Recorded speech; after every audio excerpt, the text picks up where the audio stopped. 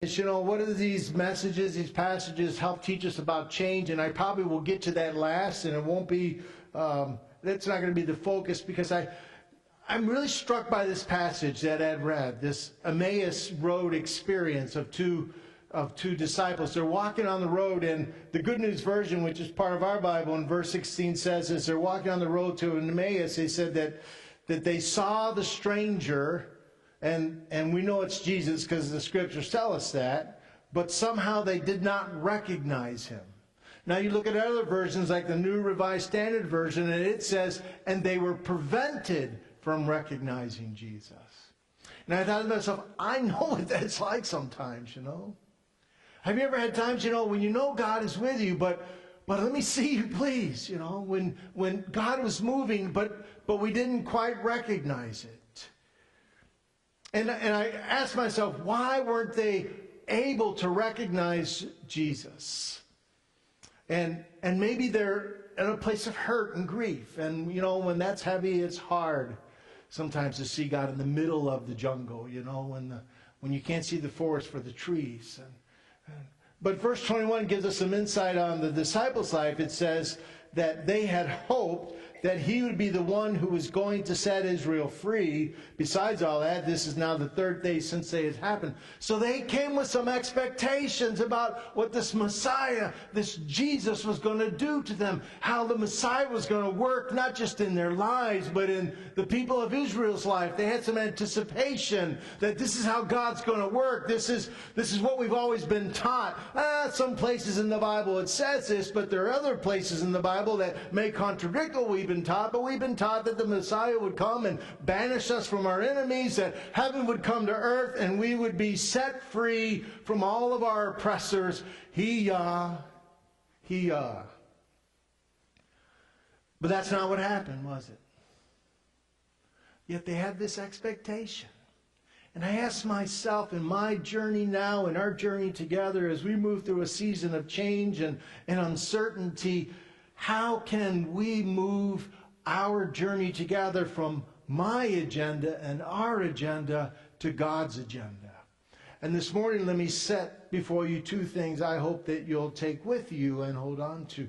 Number one, I encourage you as we move into a season of change and desire to move our life from our agenda to God's agenda, to make your life a life of worship. That's not just Sunday morning, but it includes Sunday morning.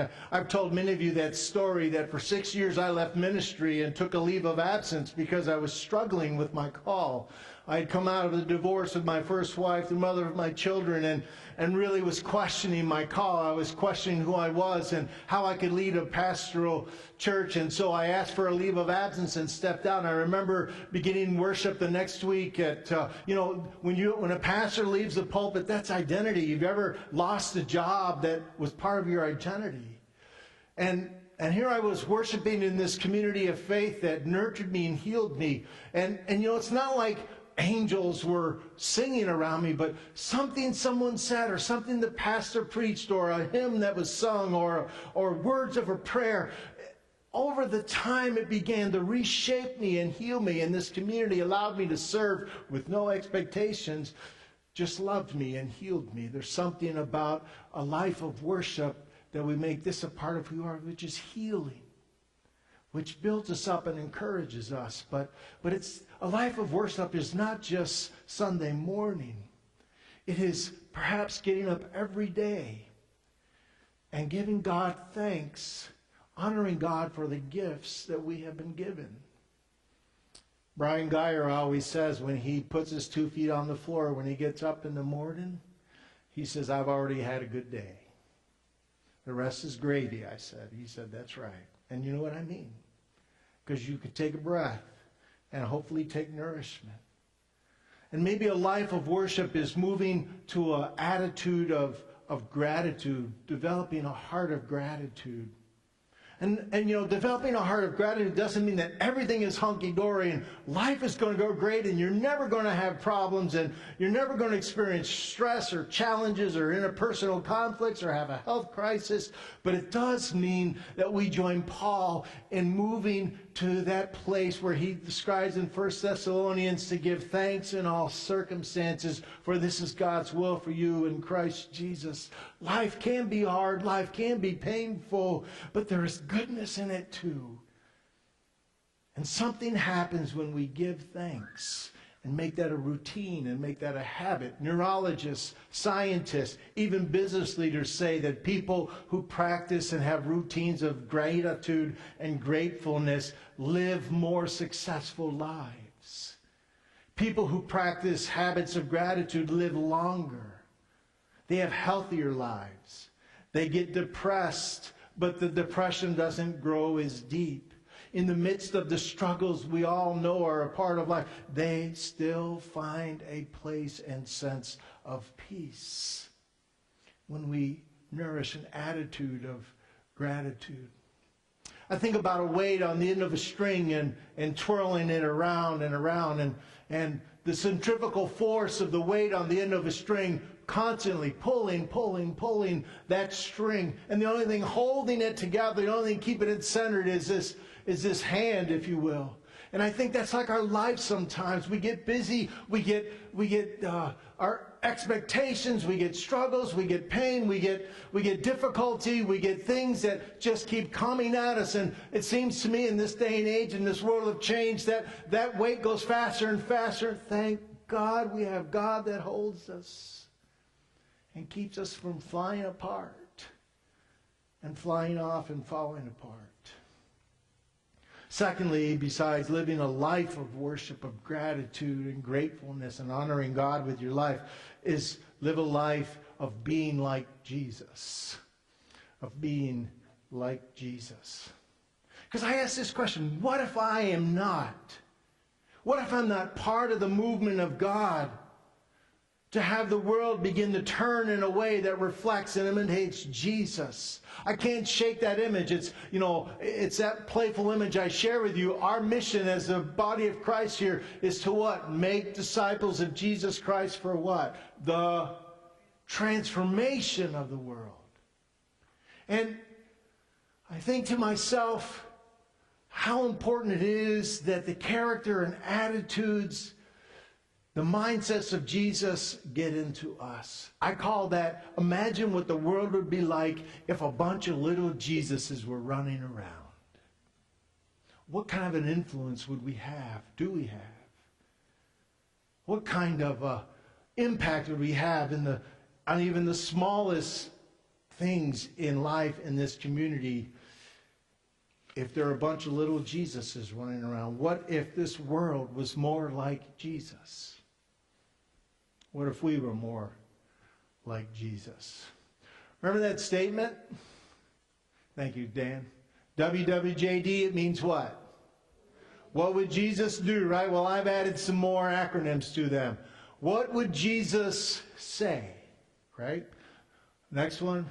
How would Jesus love his enemies, right? Here's another one. Let me see, I got to make sure I got this right here. How would Jesus speak the truth in love in conflicting relational situations? These are questions I ask probably every day at one point or another. How would Jesus, let me see. I know I wrote, how would Jesus, no, wait a minute. How would Jesus, or what would Jesus, I don't know. What would Jesus say about loving my gay and lesbian brothers and sisters? I ask that question a lot. I think he'd say, you're a child of God. How would Jesus, sorry, I wrote this down here because I knew I was going to forget. How would Jesus respond to, I can't even read my own writing. That's pretty scary. All right, you add your own S in there. All right, next one. All right, how would Jesus, here's a big one. How would Jesus, I know I wrote it in here. Okay. How would Jesus, basically what that's supposed to be is, how would Jesus tell me to treat people who are on the other side of the political aisle than I am? How would Jesus treat people who are a different political aisle than me. I don't know, something like that. It's in there. It's in there. Bless me. When I started, it worked great. The next one is, how would Jesus view health care? You ever asked that question this week? Ooh, don't step in that one. And the next one, how would Jesus respond to my overbearing boss? Right? I mean, that's a question I ask. These are questions I ask myself. I mean, not the overbearing boss part. Hi, Nola. But how would Jesus? And shouldn't that be our question as followers of Jesus, to be asking that question? How would Jesus engage us? How would Jesus embrace this change? How would Jesus love and get angry at Mike? How would Jesus receive and welcome Jefferson Niles? How would Jesus?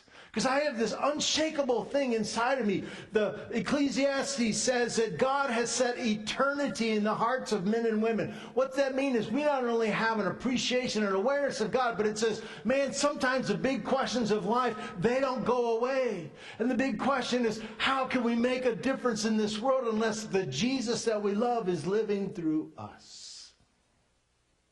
Which brings us back to the passage and preparation for communion. They did not recognize Jesus at first. The New Revised Standard Version says, well, they were prevented from recognizing him, their own agenda. But somewhere along this journey, Jesus hung out with them, right? And he started to teach them about the scriptures and another way of understanding. And finally, he's ready to go on. It's the end of the day, and that's hospitality in that culture. And they invited him to stay for dinner. And when did they recognize who he was? In the what? The breaking of the bread. Now, if your life is like mine, there's sometimes I know Jesus is with me, but I don't recognize him. But something happens around the table, my friends. Maybe it's we get real. Maybe it just changes. Maybe it just reorientates us and refixes us. But in the breaking of the bread, in the giving of himself, Jesus comes alive. And our challenge always is, Jesus, let your good live in me and all my stuff so that I may live like you in the world in which we live. An instrument of your grace, a vessel of your choosing, part of God's plan for all creation. And all God's people said, and let's sing to prepare for it.